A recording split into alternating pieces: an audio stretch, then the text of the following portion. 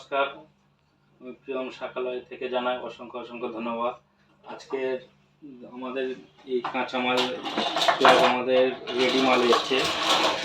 এবং আমাদের 1 নম্বর মালের মধ্যে রয়েছে আমাদের সুপার ডিলাক্সের যে বলা হয়, কিন্তু এর কোয়ালিটি 1 নম্বর কোয়ালিটির আমাদের মাল বেচা বিক্রি করা হয়।